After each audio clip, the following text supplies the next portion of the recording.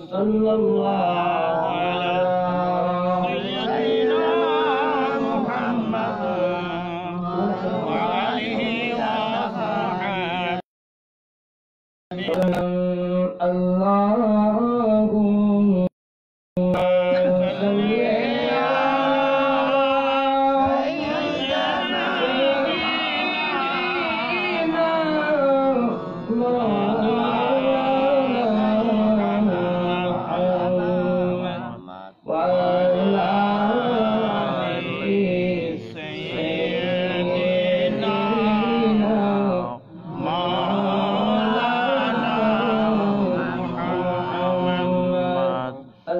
आसमान ज़मीन पहाड़ पर्वत सागर नदी गाछपाला আমার নবীর দরদ পড়েন স্বয়ং আল্লাহ তাআলা আল্লাহুম্মা সাল্লি আলা সাইয়্যিদিনা মাওলানা মুহাম্মদ ওয়া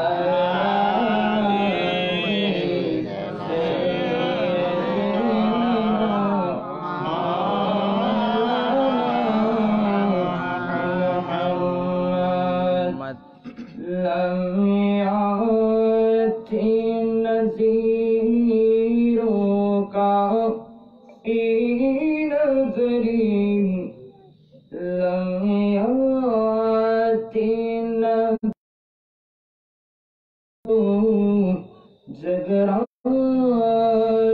को ताज तोरे सारे सोहे दूज को शाहे दो सारा जाना लम्यात नज़ीरों का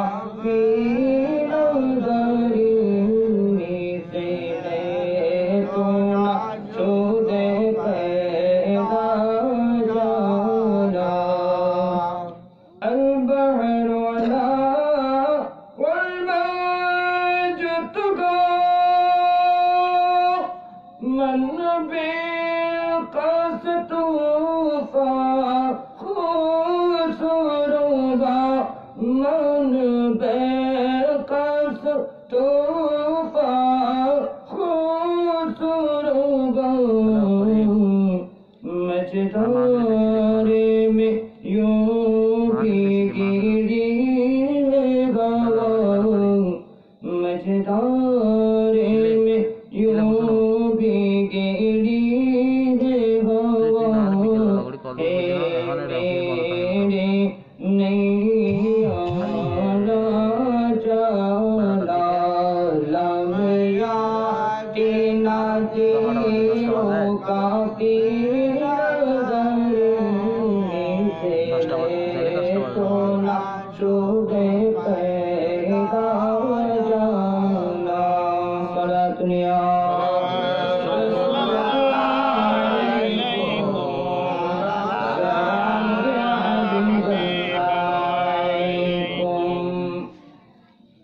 أعوذ بالله من الشيطان الرجيم بسم الله الرحمن الرحيم قل إن كنتم تحبون الله فاتبعوني يحببكم الله وقال تعالى في القرآن المجيد وفرقانه الحميد وقال رسول الله صلى الله عليه وسلم أول ما يحاسب به العبد يوم القيامة الصلاة. صدق الله العظيم وصدق رسوله النبي الحبيب الكريم. رب صل وسلم دائما أبدا أبدا. সম্মানিত উপস্থিত,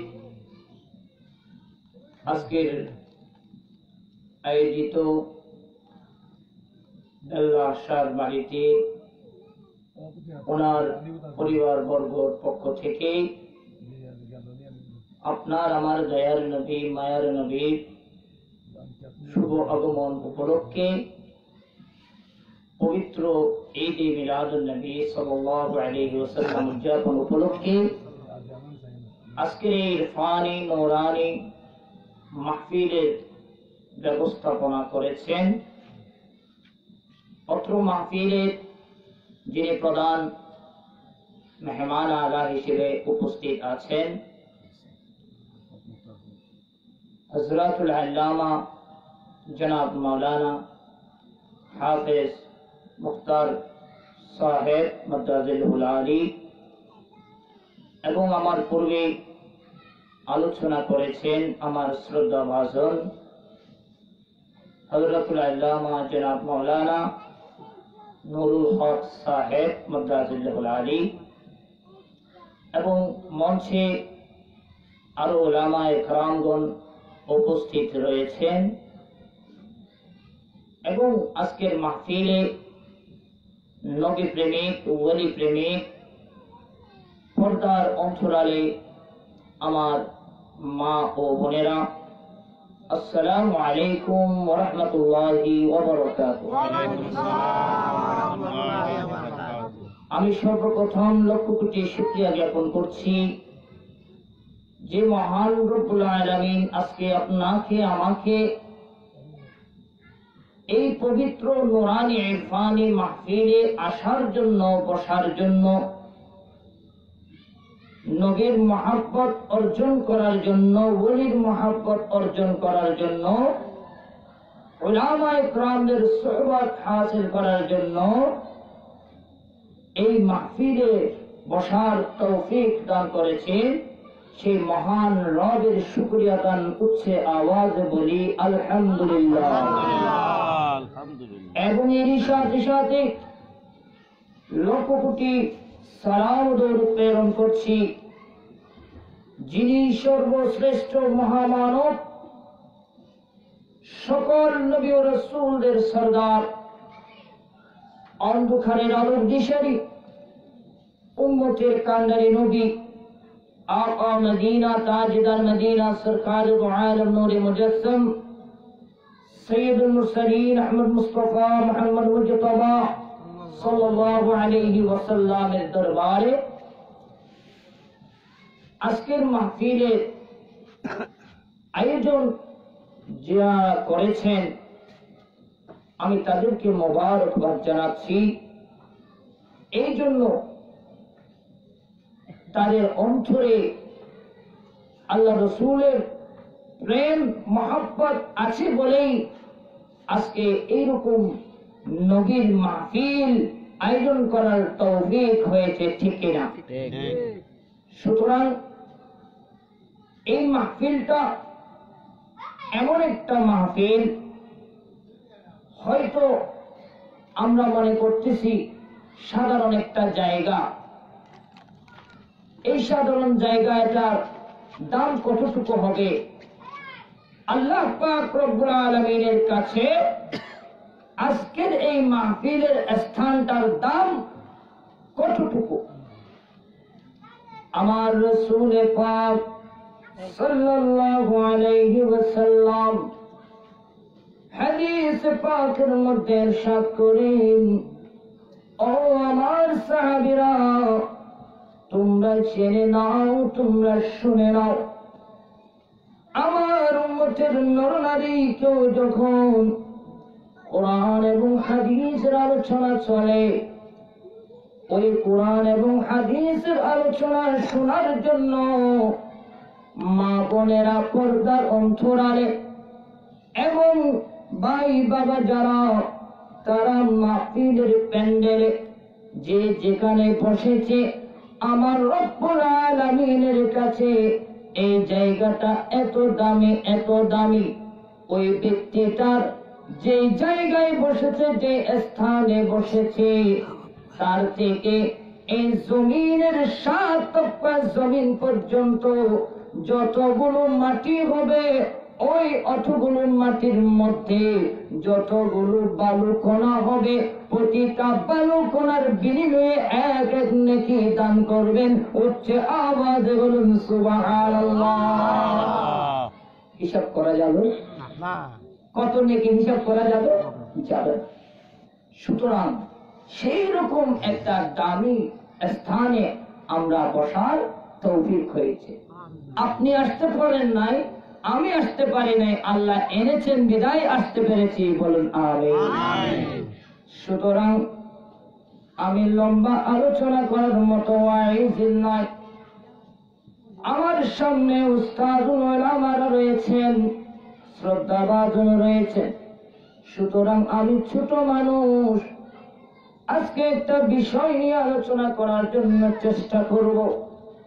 আল্লাহ পাক রব্বুল আলামিন যদি তৌফিক দান করেন, এই বিষয়ের উপর কথা বলার জন্য, তৌফিক দান করার জন্য প্রত্যেকে আওয়াজ করে বলুন আমিন। কারণ আল্লাহ বলার জন্য ক্ষমতা দিলে না বলতে পারবো।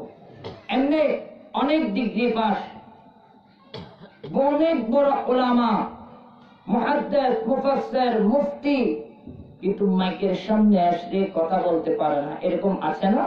আর আমার কথা বলছি না। অর্থাৎ আল্লাহর পক্ষ থেকে কথা বলার জন্য ক্ষমতা কার থেকে দিতে হবে? আল্লাহর পক্ষ থেকে দিতে হবে। আমি কিছু বলার ক্ষমতা রাখি না। সুতরাং আমার বিষয়টা হচ্ছে রাসূল পাক সাল্লাল্লাহু আলাইহি ওয়াসাল্লামের জীবনী থেকে এই যে মাহে রবিউল আউয়াল মাস, আমার রাসূল পাক এই অন্ধকার জগৎটাকে আলোকময় করেছে কিসের মাধ্যমে, সেই বিষয়টা বলে আমার আলোচনা শেষ করব ইনশাআল্লাহ।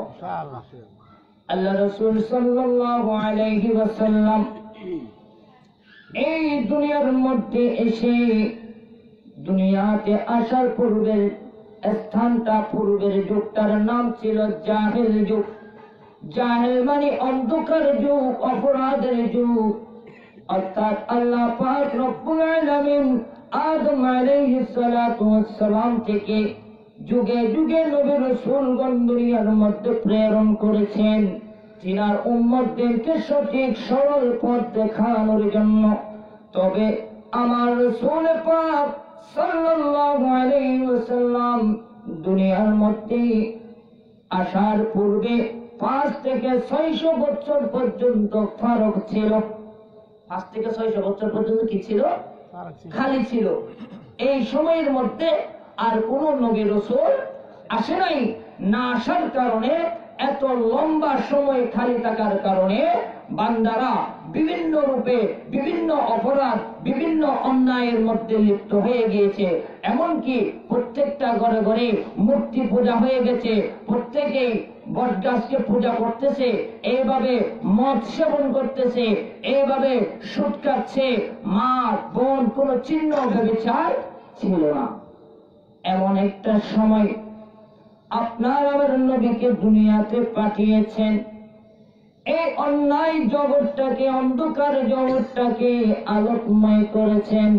তার জন্য আল্লাহ পাক রব্বুল আলামিন এই 12 রবিউল আউয়াল মাসের 12টা মাসের মধ্যে এই রবিউল আউয়াল মাসটা রবিউল আউয়াল নামকরণ করা হয়েছে। জোরে সুরে বলুন সুবহানাল্লাহ। রবিউল আউয়াল নামকরণ হয়েছে কেন? অর্থাৎ আলোকময় করেছে।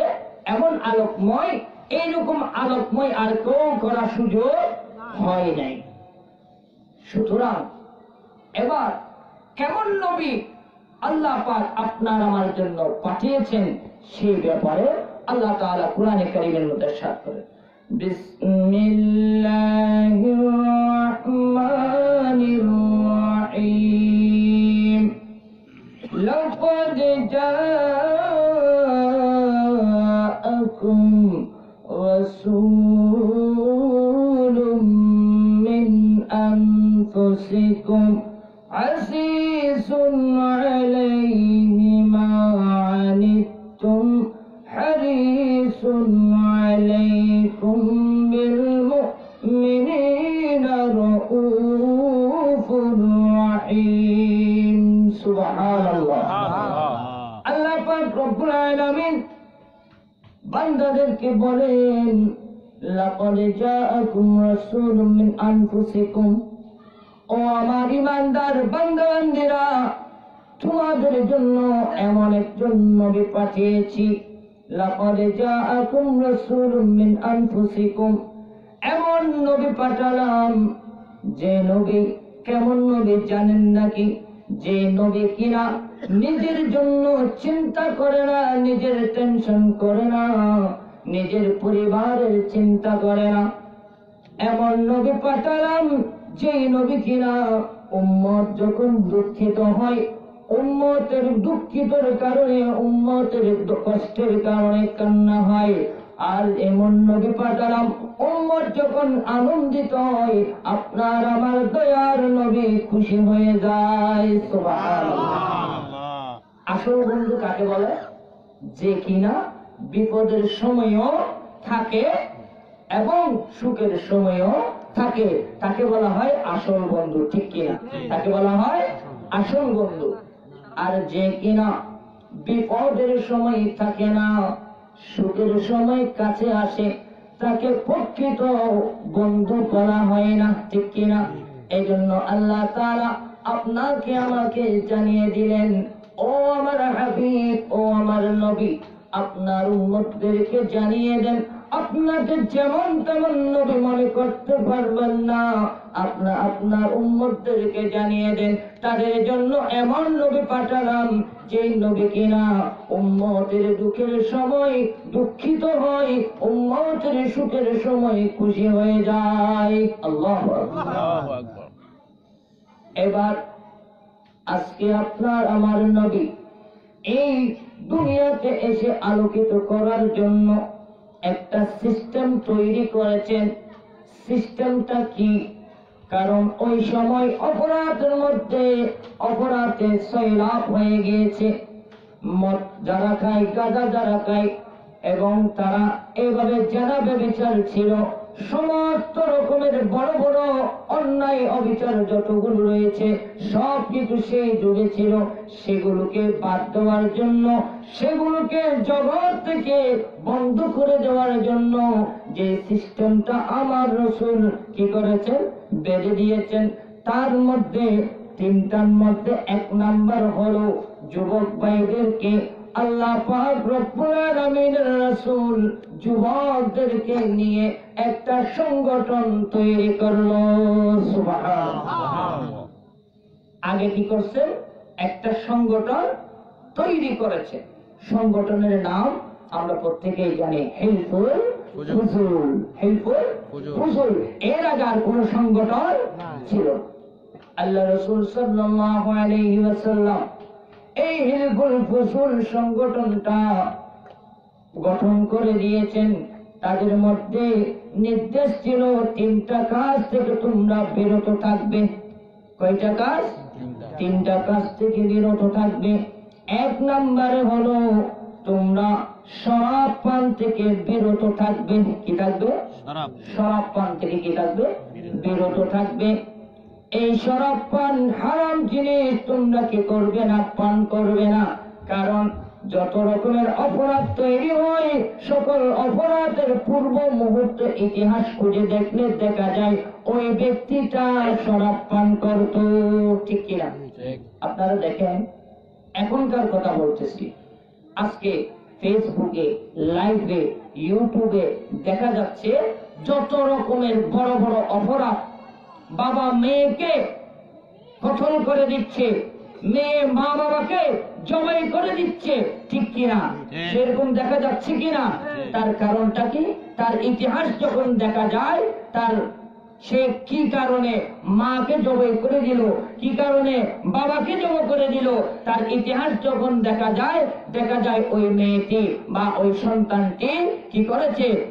মদ সেবন করেছে, নেশা সেবন করেছে। নেশা সেবন করার কারণে তার মস্তিষ্ক ব্যতিক্রম হয়ে গেছে, যার কারণে সে মা কি জিনিস, বাবা কি জিনিস, সন্তান কি জিনিস তার কাছে বোঝা যায় না। এজন্য আল্লাহ রাসূল সাল্লাল্লাহু আলাইহি ওয়াসাল্লাম সর্বপ্রথম নিষেধ করলেন, তোমরা সমাজ থেকে সমস্ত অন্যায় ব্যভিচার যদি বন্ধ করতে চাও, তোমাদেরকে সর্বপ্রথম একটা জিনিস বন্ধ করতে হবে, নেশাযোগ্য দ্রব্য সবগুলো বন্ধ করে দিতে হবে। নেশাদ্রব্য যত কিছু আছে সেগুলো আগে কি করতে হবে? বন্ধ করে দিতে হবে। সেগুলো যখন বন্ধ হয়ে যাবে, সমাজে দেখবেন আর কোন অপরাধী কাজ, এভাবে মা বোনের ইজ্জত অপহরণ সেগুলো আর হবে না। এরপরে 2 নম্বর, জাহেল যুগের মধ্যে মা বোনদের কোনো সম্মান ছিল না, মা বোনদের কোনো দাম ছিল না।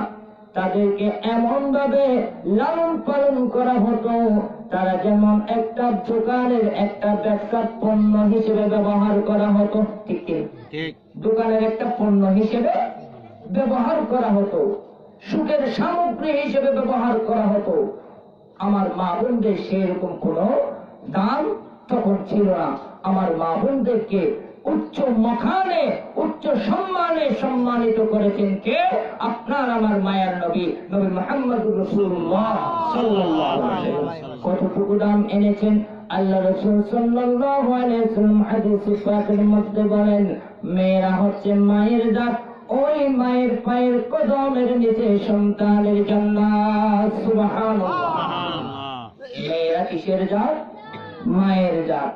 আর সেই মায়ের কদমের নিচে হচ্ছে সন্তানের জান্নাত। অর্থাৎ তোমার জান্নাত তুমি অর্জন করে নাও থেকে? তোমার মায়ের কাছ থেকে। এই জন্য আল্লাহ রাসূল সাল্লাল্লাহু আলাইহি ওয়াসাল্লাম 2 নম্বরে যেটা নিষেধ করেছেন, সেই যুগে অপরাধ ছিল জেনা ব্যভিচারের ফয়লাভ হয়ে গিয়েছিল। জেনা ব্যভিচার থেকে তোমরা মুক্ত থাকবে। কোন সংগঠনকে বলতেছে? হিলফুল ফুজুল সংগঠনটাকে নির্দেশ দিচ্ছে, তোমরা এই 3টা কাজ থেকে কি থাকবা? বিরত থাকবা। 1 নাম্বার কি? নেশাদ্রব্য থেকে তোমরা কি থাকবা? বিরত থাকবা। 2 নাম্বার, মা বোনদের কাছ থেকে তোমরা বিরত থাকবা। তাহলে সমাজে দেখবেন সমস্ত অপকর্ম থেকে মুক্ত হয়ে যাবে। এই 2টা বিষয় নিয়ে আমি শেষ করার জন্য চেষ্টা করব। আল্লাহ রাসূল সাল্লাল্লাহু আলাইহি ওয়াসাল্লাম এই হিলফুল ফুজুল সংগঠন করার মাধ্যমে সমাজকে অপরাধ থেকে মুক্ত করেছেন, সুন্দর আলোকময় পৃথিবী উপহার দিয়েছেন। আজকে আপনি আমি সেই পৃথিবীর মধ্যে বিচারণ করতেছি। এই পৃথিবীর মধ্যে বিচারণ করার সমস্ত অবদান হলো আপনার আমার নবীর। ঠিক আমার রাসূল যদি এই হিলফুল ফুজুল সংগঠন তৈরি করে না দিত, এই অপরাধগুলো যদি বন্ধ করে না দিত, তাহলে আজকে সেই যুগে যেরকম ছিল অপরাধী, সেই অপরাধ এখনো পর্যন্ত চলতে থাকবে। আল্লাহ রাসূল সাল্লাল্লাহু আলাইহি ওয়াসাল্লামের একজন সাহাবী এমন এক সময় পাশে বসে কান্না করতেছে, তার চেহারা মলিন হয়ে গিয়েছে, তার চেহারা অন্ধকার জন্য যখন দেখলো, আল্লাহ রাসূল এসে জিজ্ঞেস করলো, ও আমার আদরের সাহাবী, তোমার চেহারাটা মলিন কেন? তোমার চেহারা অন্ধকার কেন? কান্নার কেন? আমাকে একটু বলো। আল্লাহ রাসূল সাল্লাল্লাহু আলাইহি ওয়াসাল্লামের সাহাবী বললেন, ইয়া রাসূলুল্লাহ, ইয়া হাবিবাল্লাহ, আপনি আসার পূর্বে আমি জাহেল যুগের মধ্যে বসবাস করতাম। অর্থাৎ আপনি নবী আসার আগে যুগটার নাম ছিল অন্ধকারচ্ছন্ন যুগ। অন্ধকারচ্ছন্ন যুগ। সেই সময় আমি এমন একটা অপরাধ করেছিলাম যে অপরাধ কিনা আপনি রাসূলের সামনে বলা সম্ভব নয়। আমার রাসূল কেমন নবী বলেছিল? উম্মতের দুঃখের সময় দুঃখিত হয়, সুখের সময় খুশি হয়। তাহলে উম্মত যখন কান্নারত অবস্থা, দুঃখের অবস্থা, তখন আপনার আমার নবী কি চুপ থাকবে? থাকবে না। আমার রাসূল পাক সাল্লাল্লাহু আলাইহি ওয়াসাল্লাম ওই সাহাবীকে প্রশ্ন করলো, জিজ্ঞেস করলো, ও আমার সাহাবী, তুমি দুঃখ করতে পারবে না, তোমার কি সমস্যা, কি অপরাধ? আমি রাসূলকে একবার বলে দেখো, আমি রাসূল তোমার জন্য কি করতে পারি দেখো না। সুবহানাল্লাহ। আমি রাসূলকে একটু বলো না, একটু বলো, আমি দেখি তোমার জন্য কিছু করতে পারি কিনা। আমার রাসূল পারবে কি পারবে না? পারবে কি পারবে না? ওই সাহাবী বলল, ইয়া রাসূলুল্লাহ, ইয়া হাবিবাল্লাহ, জাহেল যুগের সময় আমার ঘরে বিবি ছিল, আমি ব্যবসা করতে যেতাম। যে ব্যবসাতে গেলে 2 মাস 3 মাস পর্যন্ত থাকতে হয়।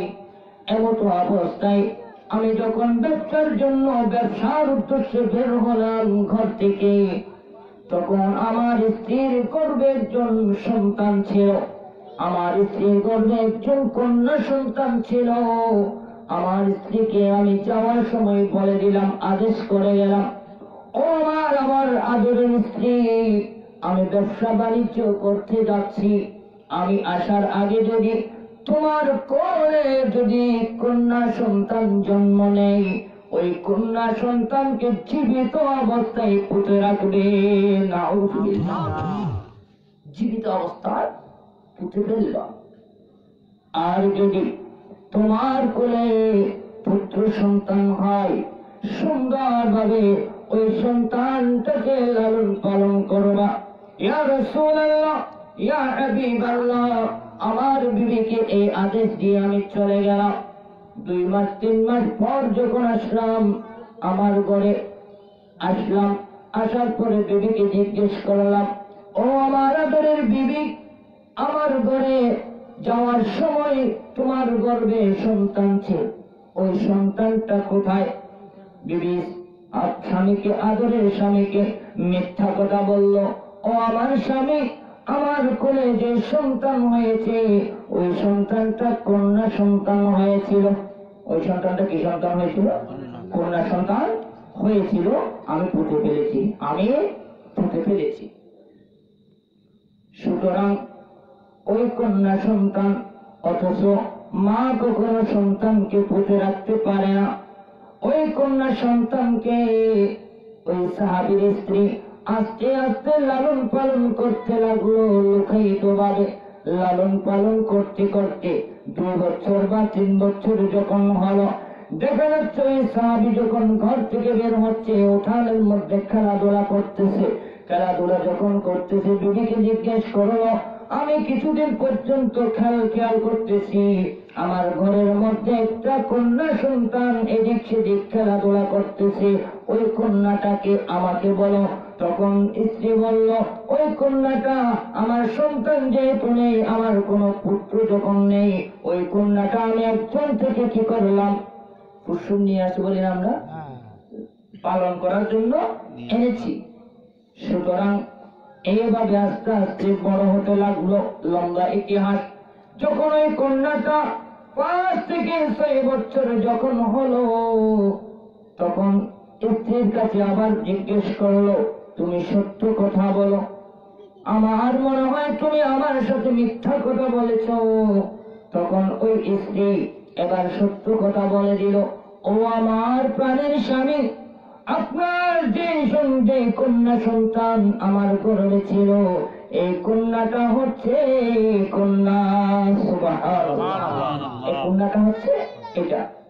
তখন স্বামী আবার অন্তরের মধ্যে আসল যেটা, সেটা লুকায়িত রাখলো, স্ত্রীর সামনে তাকে আদর করতে লাগলো। কয়েকদিন পর দেখা যায় স্ত্রীকে বলতেছে, আমার কন্যাটাকে, আমার আদরের মেয়েটাকে একটু সুন্দর করে সাজসজ্জা করে দাও, তাকে আমি একটু মেলায় নিয়ে যাব, ঘোরাতে যাব। মেয়ে খুশি হয়ে গেল, বাবার সাথে মেলাতে যাবে, বাবার সাথে ঘুরতে যাবে, বেড়াতে যাবে। মেয়ে খুশি হয়ে গেল, সুন্দর পোশাক পরিধান করলো। ইয়া রাসূলুল্লাহ, ইয়া হাবিবাল্লাহ, আমার মেয়েটাকে নিয়ে আমি এইভাবে কঠিন মরুভূমির মধ্যে গিয়ে যাচ্ছিলাম। আমার মেয়ে আমাকে বলল, কচি কচি হাত দিয়ে আমাকে বলতেছে, ও আমার বাবা, এদিকে তো কোনো মেলা দেখা যাচ্ছে না, এদিকে তো কোনো দোকান দেখা যাচ্ছে না, মার্কেট দেখা যাচ্ছে না, আপনি যাচ্ছেন তো দূর মরুভূমির দিকে, আমাকে কোথায় নিয়ে যাচ্ছেন? বাবা কোনো কথা বলছে না, অর্থাৎ ওই সাহাবী কিছুই জবাব দিচ্ছে না। যেতে যেতে ইয়া রাসূলুল্লাহ, ইয়া হাবিবাল্লাহ, কঠিন জঙ্গলে গিয়ে আমি একটা গর্ত খনন করতে লাগলাম। আমার মেয়ে আমাকে জিজ্ঞেস করলো, বাবা আপনি তো বলেছেন আমাকে বেড়াতে নিয়ে যাবেন, মেলাতে নিয়ে যাবেন, এই কঠিন মরুভূমিতে আপনি গর্ত খনন কেন করতেছেন? কঠিন মরুভূমিতে গর্ত খনন করতেছেন, কারণটা কি? ইয়া রাসূলুল্লাহ, ইয়া হাবিবাল্লাহ, তখন আমি কোনো জবাব দিই নাই। আমার গর্ত খনন করার সময় আমার মুখের মধ্যে কিছু বালু, কিছু ময়লা আবর্জনা পড়তেছে, হাতের মধ্যে ময়লা পড়তেছে। ওই কচি কচি হাত দিয়ে ওই কন্যা সন্তান আমার দাড়ি থেকে বালু ঝেড়ে দিচ্ছে, মুখ মোছন করে দিচ্ছে, এইভাবে গামছা দিয়ে আমার শরীরটা মোছন করে দিচ্ছে। এত আদর করে করে আমার কচি হাত দিয়ে আমার কন্যা সন্তান আমাকে পরিষ্কার পরিচ্ছন্ন করে দিচ্ছে। ইয়া রাসূলুল্লাহ, ইয়া হাবিবাল্লাহ, এদিন এত কঠিন দিল ছিল, কঠিন মন ছিল, এত আদর মোহাব্বত পাওয়ার পরও একটু দিলটা আমার নরম হয় নাই, একটু দিলটা আমার নরম হয় নাই। এইভাবে ইয়া রাসূলুল্লাহ গর্ত খনন করা শেষ হলো। এইভাবে গর্ত খনন করার পরে ওই আদরের কন্যা সন্তানটাকে কঠিন মুহূর্ত, কঠিন সময় এবং ওই গর্তের মধ্যে নিক্ষেপ করে দিলাম। মেয়েটা সেখান থেকে আব্বু আব্বু বলে ডাকতেছে, ও আমার আব্বু, আপনি আমাকে গর্তের মধ্যে ফেলে যাবেন না, আপনাকে আমি ওয়াদা করতেছি আপনার ঘরে আমি যাব না, ভিক্ষা করে করে খাবো, এরপরেও আমাকে মারবেন না। আমি আপনার ঘরে আমি যাব না, প্রয়োজন আমি ভিক্ষা করে খাবো, তারপরেও আমাকে মারবেন না। ইয়া রাসূলুল্লাহ, এত কঠোর ছিলাম আমি।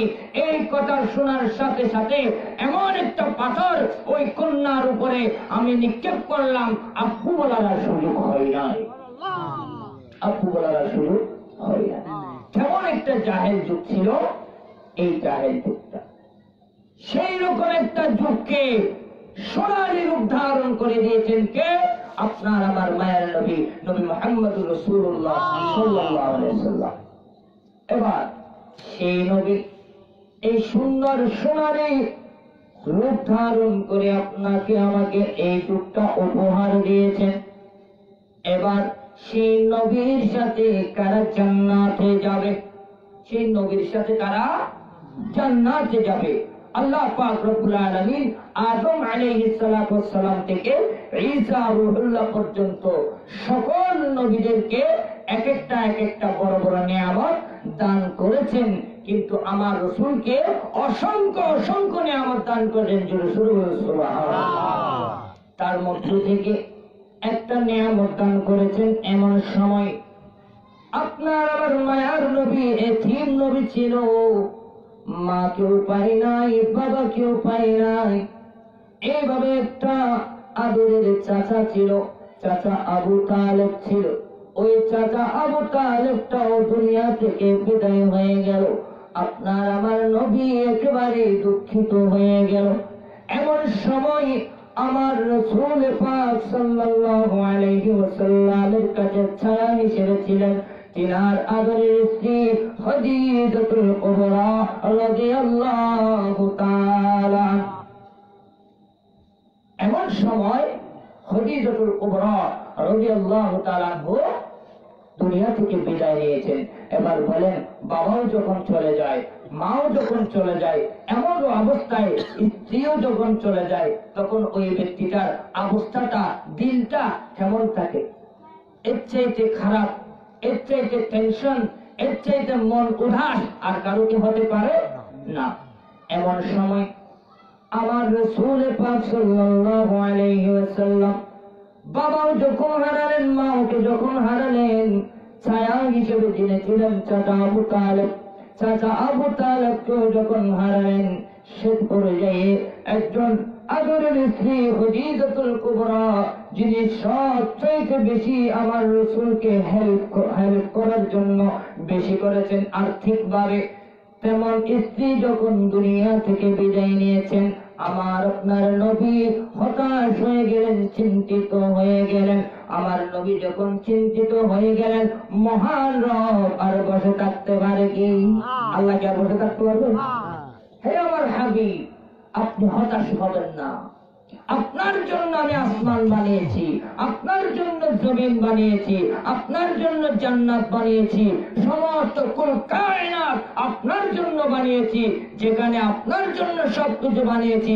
আপনি নবী হতাশ হবেন, আমি রব সহ্য করতে পারবো না। আল্লাহ তাআলা ঘোষণা দিয়ে দিলেন, বিসমিল্লাহির রহমানির রহিম, ইন্না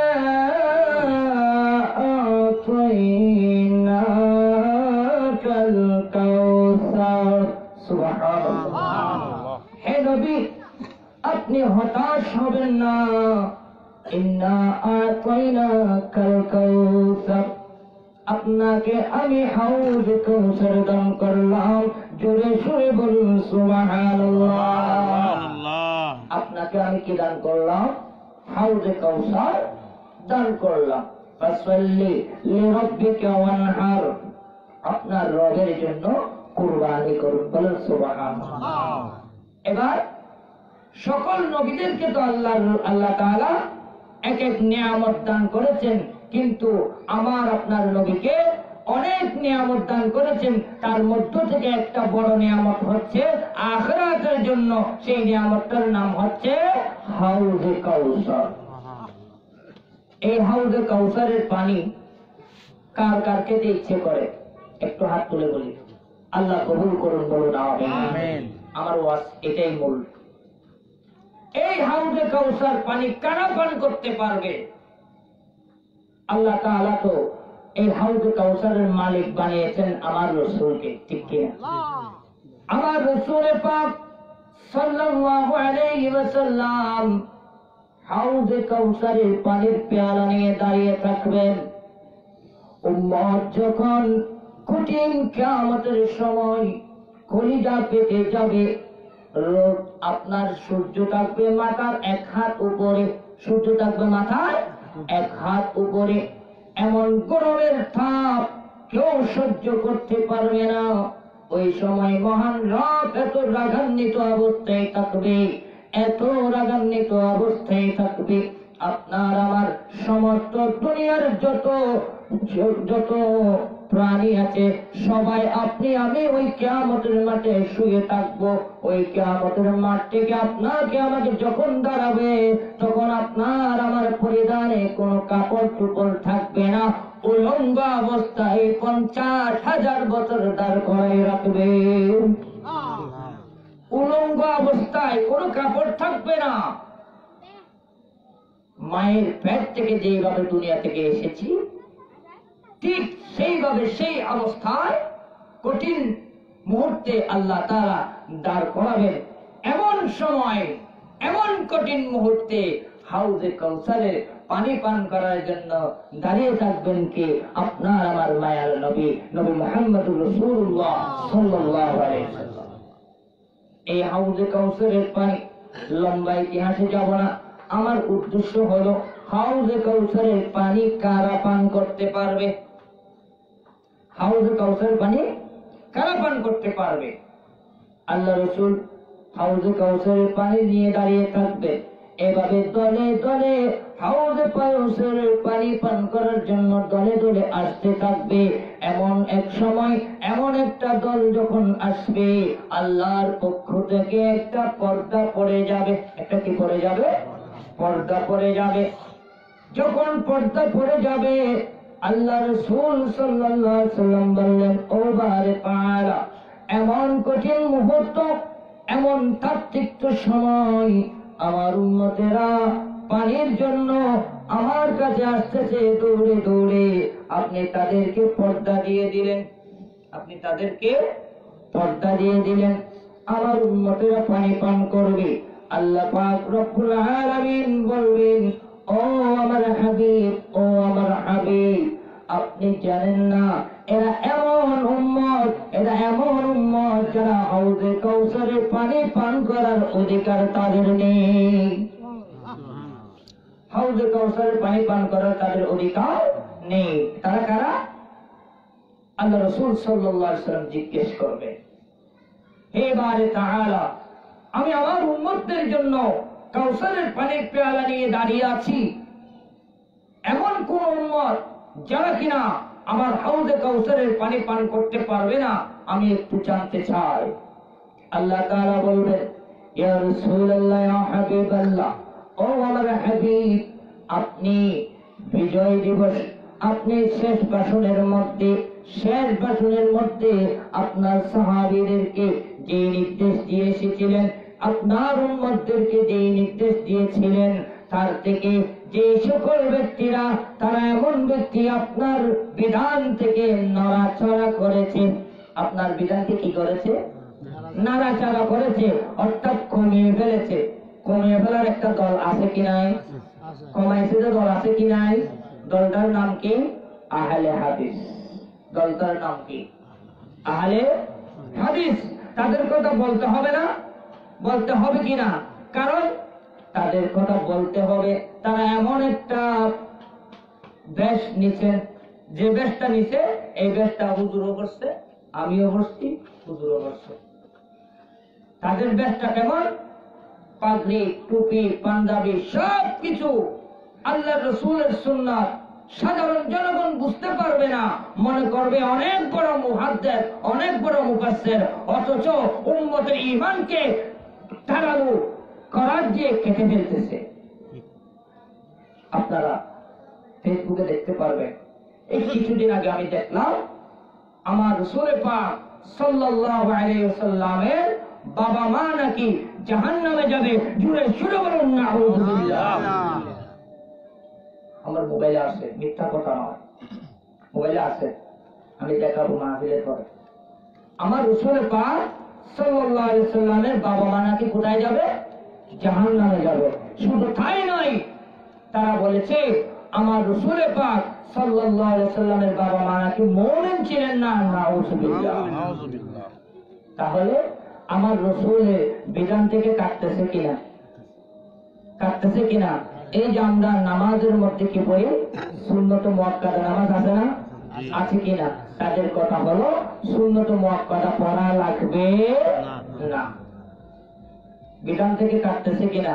ওই সকল যারা কিনা আমার রাসূলের বিধান থেকে কেটে ফেলবে, ওই সকল ব্যক্তিরা হাউজে কাউসারের পানি পান করতে পারবে না। হাউজে কাউসারের পানি পান করতে পারবে কারা? যারা আমার রাসূল যে বিধানটা দিয়ে গিয়েছেন ওই বিধান মোতাবেক যার জীবনটাকে গঠন করেছে, তারাই একমাত্র হাউজে কাউসারের পানি পান করতে পারবে। আল্লাহ রাসূল সাল্লাল্লাহু আলাইহি ওয়াসাল্লাম এইভাবে হাউজে কাউসারের পানি পান করার সময় যখন তাদেরকে চিহ্নিত করে দিবেন, আমার রাসূল তাদেরকে বলবেন, সুহকান সুহকান লিমান গায়্যারা বাদি, দূর হয়ে যাও, আমার কাছ থেকে কি হয়ে যাও? দূর হয়ে যাও। সুতরাং আমি একটা হাদিসে পাক তেলাওয়াত করেছি, قال رسول الله صلى الله عليه وسلم أول ما يحاسب به العبد يوم القيامة الصلاة।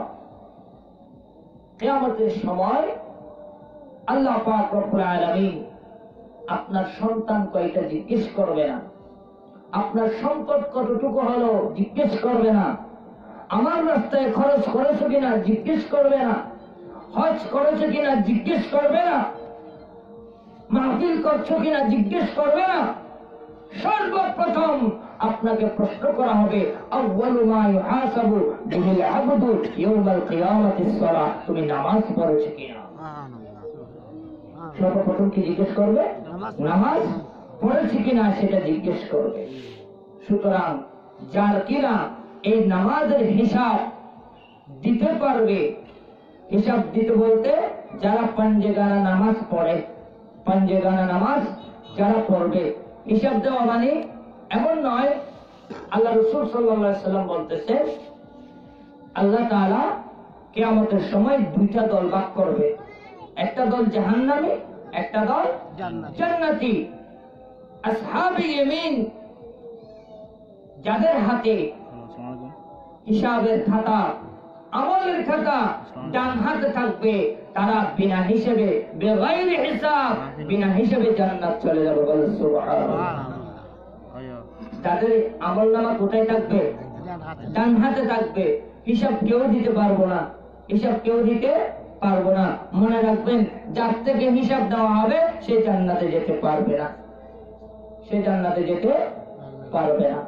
সুতরাং আল্লাহ তাআলা কিয়ামতের সময় দুই ভাগ করবেন, এক ভাগ হচ্ছে জাহান্নামী আর এক ভাগ হচ্ছে জান্নাতি। যারা জান্নাতি তাদের হিসাব থাকবে কোথায়? ডান হাতে। আর যাদের আমলনামা ডান হাতে থাকবে তাদের কোনো হিসাব নেই, তারা সরাসরি জান্নাতে চলে যাবে। বলেন সুবহানাল্লাহ। এখন তো আযান হয়ে যাচ্ছে, তো বাকি এশারের নামাজের পর আমরা নামাজ পড়ব। নামাজের পর করে হুজুর वो क्या करो तीन दिन लावे तो मायला तो हम क्या बात कर रहे हो